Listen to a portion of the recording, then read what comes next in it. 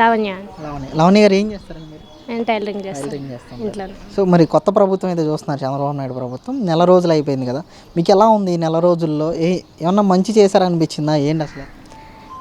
గత 5 ఏళ్ళుగా లేనిది ఈ నెల రోజుల్లోనే చూస్తున్నామండి. ఈ పింఛన్లు ఇవ్వటం కానీ 3 నెలలు కలిపి ఒక్కసారి 7,000 ఇచ్చిన ఘనత మన చంద్రబాబు నాయుడు గారికే చెందుతుంది. ఇంతకుముందు ప్రభుత్వం ఎప్పుడూ కూడా అట్లా లేదు. అంటే ఇక్కడ మీరు రాజధాని పక్కనే ఉన్నారు కదా, మరలా తిరిగి రాజధాని ఇదే అని చెప్పడం కానీ, ఇది మళ్ళీ ఇది ప్రారంభించడం కానీ, పనులు ప్రారంభించడంతో ఎలా అనిపిస్తుంది మీకు? ఇంకా అభివృద్ధి అవుతుంది అనుకుంటున్నారా ఇక్కడ ఏంటి? ఖచ్చితంగా అభివృద్ధి అవుతుందనే అనుకుంటున్నామండి. అదే మరి మీకు ఉచిత బస్సు ప్రయాణం ఇస్తూ ఉంటున్నారు, అలాగే అన్నా క్యాంటీన్లు కూడా ప్రారంభిస్తూ ఉంటున్నారు కదా, ఎలా అనిపిస్తుంది అసలు? అన్నా క్యాంటీన్లు ప్రారంభిస్తామని చెప్తున్నారు. చాలామందికి ముందు ఫుడ్ దొరుకుతుంది కదా దానివల్ల. అన్నా క్యాంటీన్ వల్ల చాలామంది బాగుంటుంది కదా అందరికీ.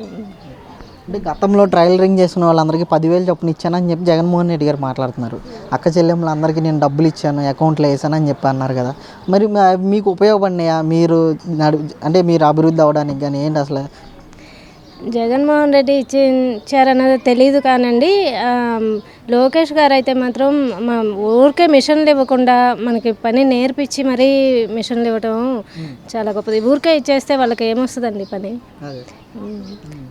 దగ్గరుండి అన్నీ మనకి ఇంకా క్లాత్లు అన్నీ ఉచితంగా ఇచ్చి మిషన్లు నేర్పించి చివరికి ఉచితంగా మిషన్లు ఇచ్చి పంపించి అంత ఇదిగా ఎవరు చేస్తారండి అసలు? సో అంటే మీరు ఆయన గెలిపించుకున్నారు కదా, 90,000 మెజార్టీ ఇచ్చారు ఈ నియోజకవర్గంలో. మరి ఇప్పటికీ ఆయన మీకు అందుబాటులో ఉంటున్నారా ఏంటి అసలు? ఉంటున్నారండి అందుబాటులో. ఇప్పుడు ఎవరికి ఏ సమస్య వచ్చినా కానీ ఎమ్మటే స్పందించి వెళ్ళి చెప్పుకోగానే అది ఖచ్చితంగా 90% చేస్తున్నారు కూడా. సో మొత్తానికి అయితే ఈ నెల రోజుల్లో మార్పులు అయితే చూసారు కదా? చాలా మార్పులు చూసాము. ఓకే అండి, థ్యాంక్ యూ.